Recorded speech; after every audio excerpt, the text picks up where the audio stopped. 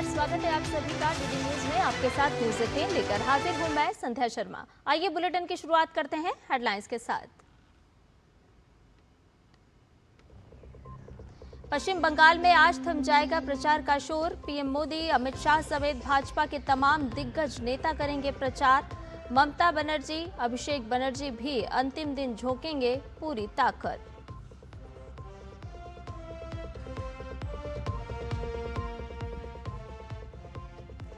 पश्चिम बंगाल में दूसरे चरण के मतदान से पहले जगद्दल में भारी हिंसा। आपस में भिड़े भाजपा टीएमसी समर्थक। 15 जगहों पर तलाशी के बाद पुलिस ने 4 लोगों को किया गिरफ्तार।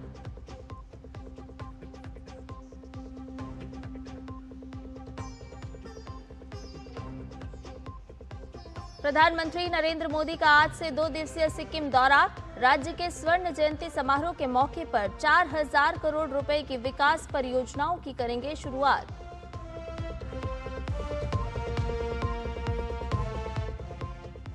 भारत और न्यूजीलैंड के बीच मुक्त व्यापार समझौते पर हस्ताक्षर आज। अगले 15 सालों में 20 अरब डॉलर का भारत में निवेश करेगा न्यूजीलैंड।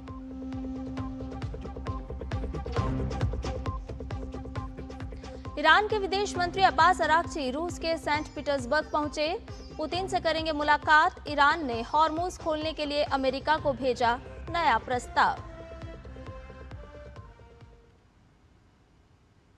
और अब सभी खबरें विस्तार के साथ। पश्चिम बंगाल में विधानसभा चुनाव के दूसरे और अंतिम चरण के लिए प्रचार आज शाम समाप्त हो जाएगा। इस चरण में 29 अप्रैल को 142 निर्वाचन क्षेत्रों में मतदान होगा।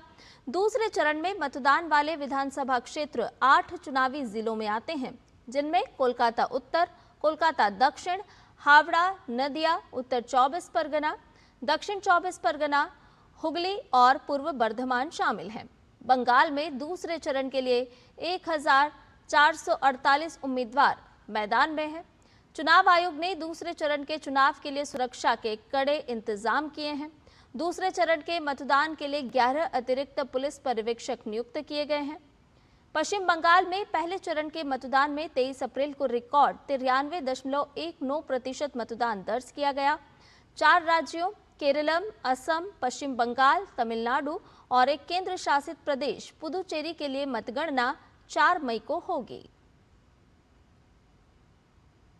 पश्चिम बंगाल में विधानसभा चुनाव के प्रचार के दिन भाजपा ने अपनी पूरी ताकत झोंक दी है। प्रधानमंत्री नरेंद्र मोदी आज बैरकपुर में विजय संकल्प सभा को संबोधित करेंगे। सुबह 11:45 पर होने वाली इस रैली में प्रधानमंत्री नरेंद्र मोदी अपने अभियान को धार देते हुए केंद्र सरकार की उपलब्धियों को सामने रख सकते हैं। इसके साथ ही पीएम मोदी तृणमूल कांग्रेस सरकार पर भ्रष्टाचार, तुष्टीकरण और विकास में बाधा डालने के आरोपों को लेकर तीखा प्रहार भी कर सकते हैं। इसके अलावा केंद्रीय मंत्री अमित शाह आज बेहाला और हुगली में रोड शो करेंगे। अमित शाह सुबह 10:30 पर बेहाला थाने से मेंटन तक रोड शो करेंगे। इसके बाद दोपहर 12:15 पर हुगली के चंदन नगर बाग बाजार में एक और रोड शो में शामिल होंगे। वहीं उत्तर प्रदेश के मुख्यमंत्री योगी आदित्यनाथ आज अंतिम दिन धुआंधार प्रचार करेंगे। सीएम योगी सुबह से शाम तक अलग अलग विधानसभा क्षेत्रों में रोड शो और जनसभाओं को संबोधित करेंगे। कार्यक्रम की शुरुआत उत्तर 24 परगना के कल्याणी विधानसभा क्षेत्र में रोड शो से होगी। इसके बाद दोपहर में हुगली के धानेखाली में जनसभा को वो संबोधित करेंगे। तीसरा कार्यक्रम कोलकाता के दमदम विधानसभा क्षेत्र में होगा। मुख्यमंत्री का दिन का अंतिम कार्यक्रम राजारहाट गोपालपुर में जनसभा के रूप में होगा।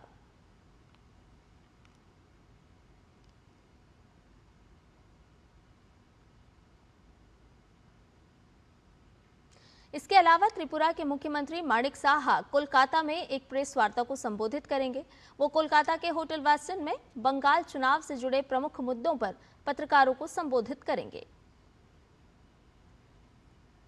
वहीं बंगाल में नेता प्रतिपक्ष और भाजपा नेता शुवेंदु अधिकारी कोलकाता के भवानीपुर में चुनावी रैली के साथ भाजपा के प्रचार अभियान की समाप्ति करेंगे। आज शाम 5:30 बजे पतुआपारा के जतिन दास पार्क में जनसभा कर चुनावी प्रचार का वो समापन करेंगे। प्रधानमंत्री नरेंद्र मोदी के रोड शो के दौरान कल कोलकाता की सड़कों पर एक अलग ही तस्वीर देखने को मिली। यह सिर्फ एक रोड शो नहीं था, बल्कि नारी शक्ति का उत्सव बन गया। हर वर्ग और हर उम्र की महिलाएं भारी संख्या में सड़कों पर उतरी। प्रधानमंत्री नरेंद्र मोदी की एक झलक पाने के लिए लोगों का उत्साह साफ उनके चेहरे पर नजर आ रहा था। खासकर महिलाओं में जबरदस्त जोश और उत्साह देखने को मिला।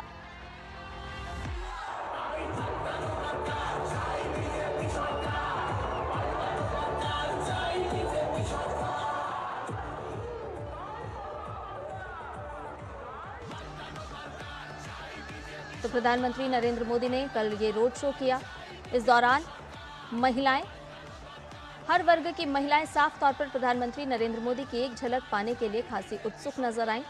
आपको बता दें कि पश्चिम बंगाल में दूसरे चरण के लिए मतदान होना है और उसके पहले रोड शो किया जा रहा है, मतदाताओं को साधा जा रहा है। और इसी कड़ी में कल भारतीय जनता पार्टी के स्टार प्रचारक प्रधानमंत्री नरेंद्र मोदी ने कोलकाता में ये रोड शो किया। और इस दौरान जो तस्वीरें निकल करके सामने आई, साफ तौर पर मतदाताओं का उत्साह नजर आ रहा था। हर हाथ में एक मोबाइल नजर आ रहा था, क्योंकि प्रधानमंत्री की एक झलक पाने के लिए ये मतदाता साफ तौर पर उत्सुक नजर आ रहे थे। बड़ी संख्या में मातृशक्ति यहाँ पर मौजूद थी। सड़कों के दोनों ओर बड़ी संख्या में महिलाओं ने अपनी मौजूदगी दर्ज करवाई और प्रधानमंत्री नरेंद्र मोदी का अभिवादन किया। चेहरे पर खुशी साफ तौर पर प्रधानमंत्री की अपने बीच में मौजूदगी दर्शा रही थी।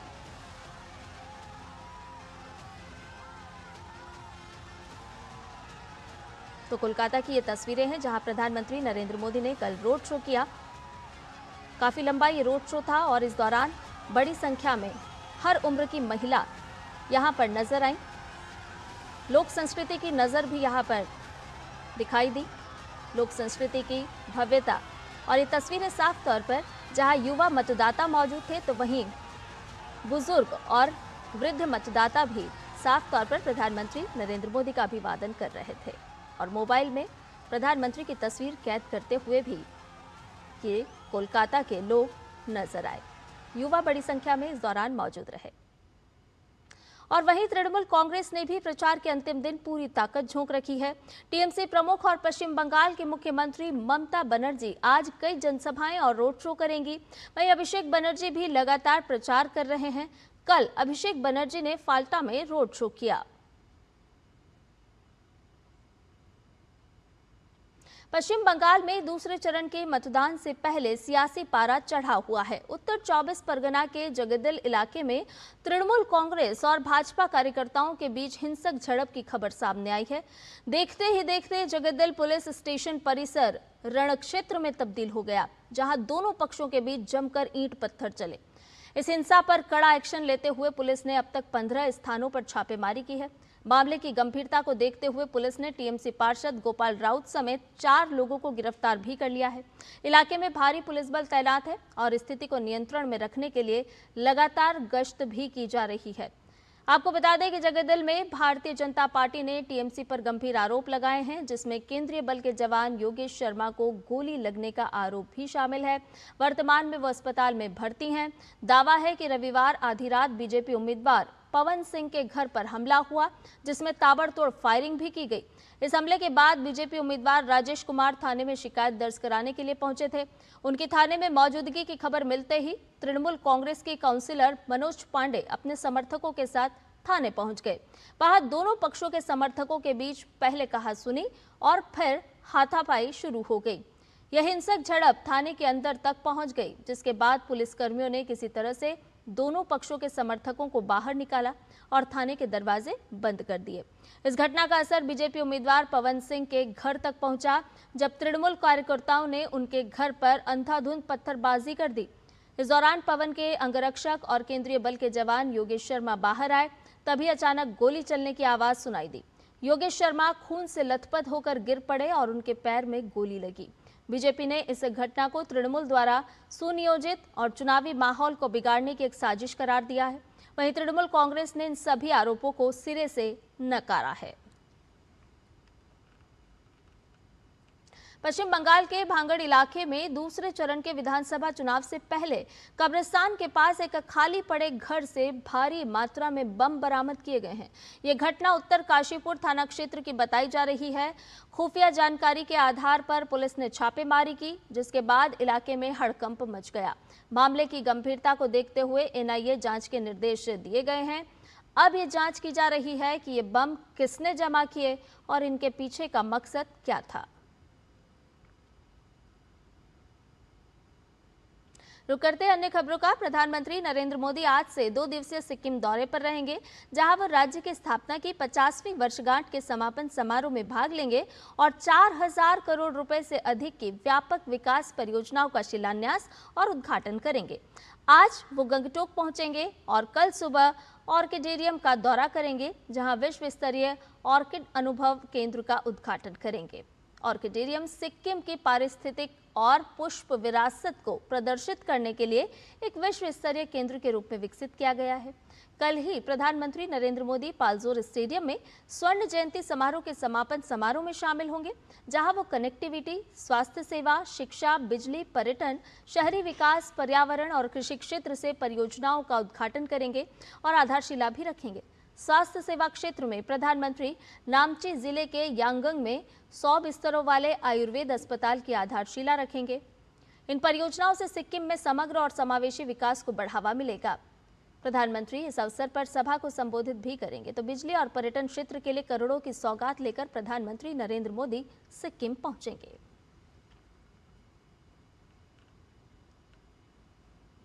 भारत और न्यूजीलैंड के बीच नई दिल्ली में मुक्त व्यापार समझौते पर आज हस्ताक्षर होंगे। इस समारोह में केंद्रीय वाणिज्य एवं उद्योग मंत्री पीयूष गोयल और न्यूजीलैंड के व्यापार और निवेश मंत्री टॉड मैकले मौजूद रहेंगे। ये समझौता दोनों देशों के बीच आर्थिक संबंधों को मजबूत करने की दिशा में एक मील का पत्थर माना जा रहा है। इस समझौते का उद्देश्य अगले 5 वर्षों में द्विपक्षीय व्यापार को बढ़ाकर $5 अरब तक पहुंचाना है। इससे व्यापार में आने वाली रुकावटें कम होंगी और दोनों देशों के बीच कारोबारी संबंध और भी मजबूत होंगे। इस समझौते के तहत भारत के निर्यातकों को न्यूजीलैंड के बाजार में 100% उत्पादों पर शून्य शुल्क के साथ पहुंच मिलेगी। वहीं न्यूजीलैंड के 95% निर्यातित उत्पादों पर भारत शुल्क कम कर सकता है या फिर समाप्त करेगा। इनमें ऊन, कोयला, लकड़ी, वाइन, एवोकाडो और ब्लूबेरी जैसे उत्पाद शामिल हैं। हालांकि भारत ने अपने किसानों और घरेलू उद्योग की सुरक्षा के लिए दूध, क्रीम, दही, पनीर, प्याज, चीनी, मसाले, खाद्य तेल और रबर जैसे उत्पादों पर कोई शुल्क रियायत नहीं दी है। एफटीए के तहत अगले 15 वर्षों में करीब $20 अरब का निवेश आने की भी उम्मीद है। दोनों देशों ने 22 दिसंबर को इस समझौते के लिए वार्ता पूरी होने की घोषणा की थी। आंकड़े बता रहे हैं कि साल 2024-25 में दोनों देशों के बीच व्यापार $1.3 अरब रहा। वहीं 2024 में वस्तुओं और सेवाओं का कुल व्यापार करीब $2.4 अरब था। तो आइए अब जान लेते हैं भारत न्यूजीलैंड के एफटीए की क्या-क्या मुख्य विशेषताएं हैं। तो 100% भारतीय निर्यात पर शुल्क समाप्त होगा इसके जरिए और अगले 15 वर्षों का लक्ष्य लेकर के ये चल रहे हैं। दोनों देश अगले 15 वर्षों में $20 बिलियन के निवेश की प्रतिबद्धता है। इसके तहत दीर्घकालिक आर्थिक और रणनीतिक सहयोग इससे और भी मजबूत होगा। दोनों देशों के बीच कृषि उत्पादकता की साझेदारी जो है उसे और भी बढ़ावा मिलेगा। ये जो समझौता है वो कृषि क्षेत्र को वैश्विक मूल्य श्रृंखलाओं से आपस में जोड़ेगा। श्रम प्रधान क्षेत्रों में एमएसएमई और रोजगार को बढ़ावा इसके माध्यम से मिलता हुआ नजर आएगा। भारत और न्यूजीलैंड के माध्यम से भारत ने 70.03% टैरिफ लाइनों में बाजार पहुंच की इसके माध्यम से पेशकश की है। 29.97% टैरिफ लाइनों को अपवर्जन में रखा गया है। ग्राफिक के माध्यम से भी आपको बता रहे हैं कि भारत न्यूजीलैंड एफटीए की मुख्य विशेषताएं आखिर क्या है और इससे भारत और न्यूजीलैंड दोनों ही देशों को किस तरह से लाभ होता हुआ नजर आएगा। 29.97% टैरिफ लाइनों को अपवर्जन में रखा गया है। इसके अलावा 30% टैरिफ लाइनों पर तत्काल शुल्क समाप्ति लागू की गई और शेष की अगर हम बात करें तो बाकियों को चरणबद्ध रूप से समाप्त किया जाएगा, जिसकी भी आगे योजना है। 30.00% टैरिफ लाइनों पर शुल्क तत्काल समाप्त कर दिया जाएगा। इसके अलावा 35.60% शुल्क को 3 से 10 साल में चरणबद्ध रूप से समाप्त करना भी इसके माध्यम से रखा गया है। तो भारत और न्यूजीलैंड एफटीए की मुख्य विशेषताएं आपको बता रहे हैं और इससे दोनों ही देशों को किस तरह से आर्थिक रूप से लाभ मिलता हुआ नजर आएगा। साथ ही साथ तमाम ऐसे सेक्टर्स हैं, ऐसे क्षेत्र हैं जिनके और भी द्वार खुलते हुए और रिश्तों में और भी मजबूती आती हुई मिलेगी। न्यूजीलैंड की 100% टैरिफ लाइनों पर शुल्क की तत्काल समाप्ति हुई और इसके साथ साथ प्रमुख भारतीय निर्यातों की लगभग 450 टैरिफ लाइनों में लगभग 10% शुल्क। जी हाँ, एफटीए से भारत को किस तरह से लाभ मिलेगा वो भी इसके माध्यम से आपको ग्राफिक के माध्यम से बता रहे हैं। प्रमुख भारतीय निर्यातों की लगभग 450 टैरिफ लाइनों में लगभग 10% शुल्क लगेगा और इसके अलावा वस्त्रों की जब हम बात करते हैं परिधान की, चमड़ा और टोपियां, सिरामिक्स, कालीन, ऑटोमोबाइल और ऑटो पुर्जे इसके तहत शामिल हैं। न्यूजीलैंड ने भारत में कीवी फ्रूट, सेब और शहद के लिए केंद्रित कार्य योजनाओं पर सहमति जताई है। उत्कृष्टता केंद्रों की स्थापना और साथ ही साथ बेहतर रोपण सामग्री भी इसके तहत शामिल है। तो भारत को भी इससे लाभ मिलता हुआ किस तरह से नजर आएगा। भारत के उत्पादकों को लाभ मिलेगा, भारत के व्यापारियों को लाभ मिलेगा इस एफटीए के माध्यम से। फिर उत्पादकों के लिए जो क्षमता है, निर्माण है, उद्यान प्रबंधन है, ये तमाम ऐसे क्षेत्र है जिसके लिए तकनीकी सहायता की जरूरत होती है और दोनों ही देश मिलकर के तकनीक को साझा रूप से आगे बढ़ाएंगे। फसल कटाई के बाद की जो प्रक्रियाएं होती हैं, आपूर्ति श्रृंखला होती है, खाद्य सुरक्षा होती है, तमाम ऐसे क्षेत्र हैं जिसको इस एफटीए के माध्यम से शामिल किया गया है। आयुर्वेद, योग और दूसरी पारंपरिक चिकित्सा सेवाओं में व्यापार को और भी आसान बनाने का लक्ष्य निर्धारित किया गया है और एफटीए के माध्यम से भारत को तो लाभ होगा ही और साथ ही साथ न्यूजीलैंड को भी होगा। भारत के उद्योग को, भारत के व्यापार को, भारत के एमएसएमई सेक्टर्स को और भी मजबूती मिलती हुई इसके माध्यम से नजर आएगी। और बुलेटिन में फिलहाल रुकने एक छोटे से ब्रेक के लिए जल्द हाजिर होंगे।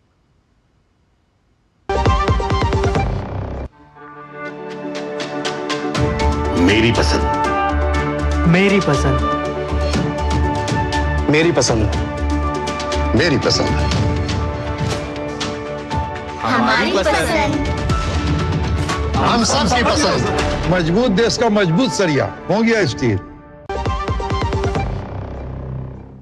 के बाद न्यूज 18 में आपका एक बार फिर से स्वागत है। आइए खबरों में बढ़ते हैं आगे। मध्य प्रदेश विधानसभा में नारी शक्ति वंदन अधिनियम पर चर्चा के लिए आज विशेष सत्र बुलाया गया है जिसमें महिलाओं के सर्वांगीण विकास एवं सशक्तिकरण पर चर्चा होगी। नारी शक्ति वंदन अधिनियम को लेकर विधानसभा सचिवालय ने अधिसूचना जारी कर दी है। कांग्रेस समेत विपक्षी पार्टियों को महिला विरोधी बताने के लिए कार्यक्रमों का आयोजन हो रहा है। अधिसूचना के अनुसार सदन की कार्यवाही सुबह 11 बजे से दोपहर 1:30 बजे तक और दोपहर 3 बजे से शाम 5:30 बजे तक संचालित होगी। सत्र के दौरान सदस्यों के लिए आचरण संबंधी नियमों का भी विशेष उल्लेख किया गया है जिसमें मर्यादित भाषा के उपयोग और लंबित न्यायिक मामलों पर टिप्पणी से बचने के निर्देश दिए गए हैं। इसके अलावा विधानसभा परिसर में सुरक्षा व्यवस्था को लेकर भी दिशा निर्देश जारी कर दिए गए हैं।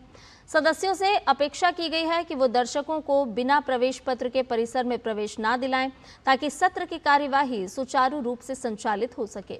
विधानसभा सचिवालय ने सभी सदस्यों से समय समय पर उपलब्ध कराए जाने वाले दस्तावेजों और सूचनाओं का उपयोग सुनिश्चित करने और आधिकारिक वेबसाइट पर नियमित अपडेट देखने की भी अपील की है। इससे पहले मुख्यमंत्री डॉक्टर मोहन यादव ने हाल ही में भाजपा प्रदेश कार्यालय में आयोजित प्रेस वार्ता के दौरान इस विशेष सत्र की जानकारी साझा की थी। उन्होंने कहा था कि महिलाओं से जुड़े इस महत्वपूर्ण विषय पर सदन में व्यापक विमर्श किया जाएगा। इससे पहले राजधानी भोपाल में भाजपा ने नारी शक्ति वंदन के समर्थन में आक्रोश रैली भी निकाली थी। रैली के जरिए पार्टी ने महिलाओं के अधिकारों को लेकर अपना पक्ष मजबूती से रखा।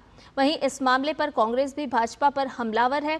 कांग्रेस पार्टी का कहना है कि भाजपा महिला आरक्षण को परिसीमन और जनगणना से जोड़ना सरकार की सोची समझी रणनीति थी। विधानसभा सत्र के दौरान दिवंगत गायिका आशा भोसले सहित कई प्रख्यात हस्तियों को श्रद्धांजलि भी दी जाएगी। वहीं हरियाणा विधानसभा ने आज 1 दिवसीय विशेष सत्र बुलाया है। इस विशेष सत्र के दौरान सरकार हरियाणा क्लेरिकल सर्विस बिल 2026 पेश करेगी। इस विधेयक के माध्यम से ग्रुप डी कर्मचारियों के प्रमोशन कोटा को 20% से बढ़ाकर 30% करने का प्रावधान किया गया है, जिससे 5 साल की सेवा पूरी कर चुके कर्मचारियों के लिए क्लर्क पद पर पदोन्नति का मार्ग प्रशस्त होगा। इसके साथ ही इस सत्र का मकसद संसद में पास न हो पाए नारी शक्ति वंदन संशोधन अधिनियम के मुद्दे पर भी चर्चा करना है।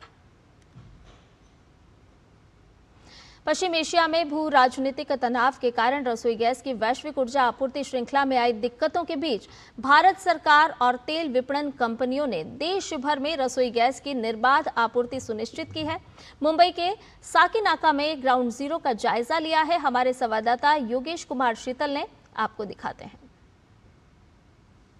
रसोई गैस की आपूर्ति में जो दिक्कतें आ रही है वैश्विक कारणों की वजह से, उसके बीच छोटे सिलेंडर को लेकर जो है अलग अलग कंपनी जो गैस पेट्रोलियम की है वो कोशिश कर रही है कि जो लोग हैं उन तक गैस की आपूर्ति जो है छोटे सिलेंडर के माध्यम से हो जाए। ये कब से दिक्कत शुरू हुई आपको गैस? अभी कोई दिक्कत नहीं, पहले दिक्कत थी, अभी कोई दिक्कत नहीं, बराबर मिल रहा है। आपके यहाँ का बड़ा कनेक्शन है जो घर का रसोई गैस का है?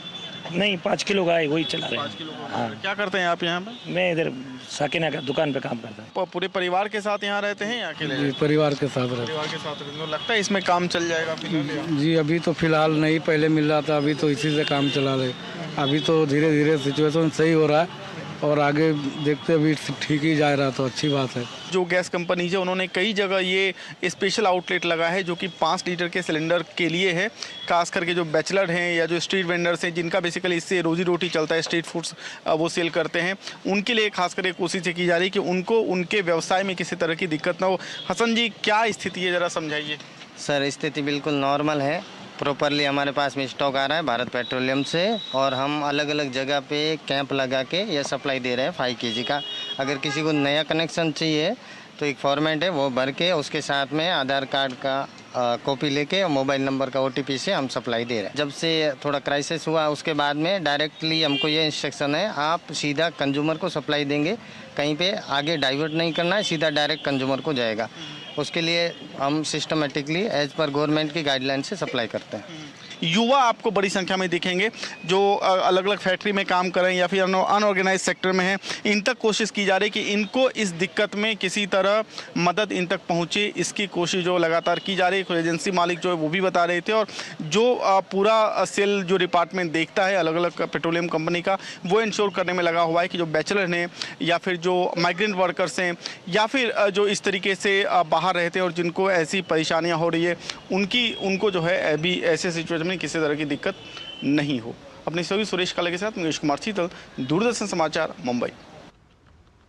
प्रवर्तन निदेशालय ने मनी लॉन्ड्रिंग के एक बड़े मामले में पंजाब और चंडीगढ़ में व्यापक कार्रवाई शुरू की है। ईडी ने पूर्व DIG हरचरण सिंह भुल्लर और अन्य से जुड़े मामले में कुल 11 ठिकानों पर तलाशी अभियान चलाया है। ये कार्रवाई धन शोधन निवारण अधिनियम 2002 के तहत की जा रही है, जिसमें चंडीगढ़, लुधियाना, पटियाला, नाभा और जालंधर के ठिकाने शामिल हैं। अधिकारियों के मुताबिक ये मामला CBI की चंडीगढ़ इकाई द्वारा दर्ज उन आरोपों से जुड़ा है जिनमें एक बिचौलिए के जरिए आपराधिक मामले के निपटारे के लिए अवैध धन की मांग और आय से अधिक संपत्ति अर्जित करने के आरोप शामिल हैं। तलाशी अभियान के दौरान ईडी की टीम आरोपियों, उनके सहयोगियों और संदिग्ध बेनामी संपत्तियों से जुड़े ठिकानों की जांच कर रही है। इस कार्रवाई का उद्देश्य अपराध से अर्जित धन का पता लगाना, बेनामी संपत्ति की पहचान करना और मनी लॉन्ड्रिंग से जुड़े सबूत जुटाना है। फिलहाल मामले में आगे की जांच जारी है। दिल्ली से लौटे उप मुख्यमंत्री DK शिव कुमार ने कहा है कि राज्य में नेतृत्व को लेकर जो भी फैसला होगा वो कांग्रेस हाईकमान तय करेगा। दरअसल दिल्ली दौरे के दौरान उन्होंने कांग्रेस अध्यक्ष मल्लिकार्जुन खड़गे और महासचिव KC वेणुगोपाल से मुलाकात की। DK शिव कुमार ने कहा कि उन्हें पार्टी नेतृत्व पर पूरा भरोसा है और सही समय पर उचित निर्णय लिया जाएगा। फिलहाल कर्नाटक कांग्रेस में सस्पेंस बरकरार है। रुक करते हैं अंतर्राष्ट्रीय खबरों का। क्षेत्रीय शांति की कोशिशों के बीच ईरान के विदेश मंत्री अब्बास अरागची आज रूस के दौरे पर सेंट पीटर्सबर्ग पहुंचे। ईरान की सरकारी समाचार एजेंसी के अनुसार अरागची रूसी राष्ट्रपति व्लादिमीर पुतिन से उच्च स्तरीय वार्ता के उद्देश्य से सेंट पीटर्सबर्ग पहुंचे हैं। ईरान और अमेरिका के बीच चल रहे गतिरोध और शांति प्रयासों के बीच ये वार्ता बहुत अहम मानी जा रही है। ईरानी सरकारी मीडिया IRNA के अनुसार ये यात्रा ओमान और पाकिस्तान में की गई कई कूटनीतिक यात्राओं के बाद हो रही है। तेहरान अपनी उस हालिया प्रस्ताव के लिए अंतर्राष्ट्रीय समर्थन जुटाना चाहता है जिसका मकसद आपसी दुश्मनी को कम करना है। आपको बता दें कि ईरान और अमेरिका के बीच शांति प्रयासों के बीच क्षेत्रीय कूटनीति तेज हो गई है। इसी क्रम में अब्बास अरागची बीते 24 घंटे के भीतर ही दूसरी बार पाकिस्तान गए थे। इससे पहले ओमान के सुल्तान हैथम बिन तारिक से भी उन्होंने मुलाकात की थी।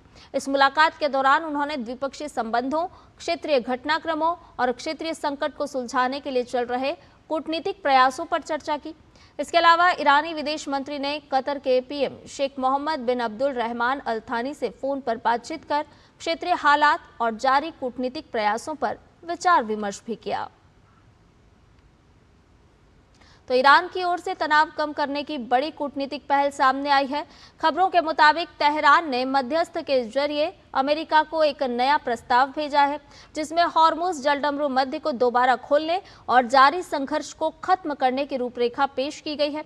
रिपोर्ट बता रही है कि इस प्रस्ताव में 2 चरणों वाली योजना का जिक्र है। पहले चरण में समुद्री मार्ग खोलने और नौसैनिक नाकेबंदी हटाने पर जोर दिया गया है, तो वहीं दूसरे चरण में युद्ध विराम को आगे बढ़ाने या फिर स्थायी शांति की दिशा में कदम शामिल हैं।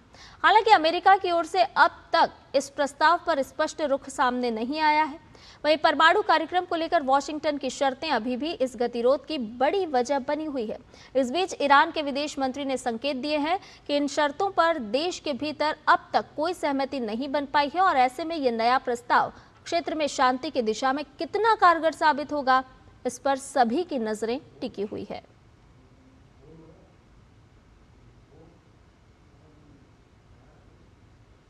और न्यूज़ 18 में फिलहाल के लिए इतना ही। मुझे दीजिए इजाजत। नमस्कार।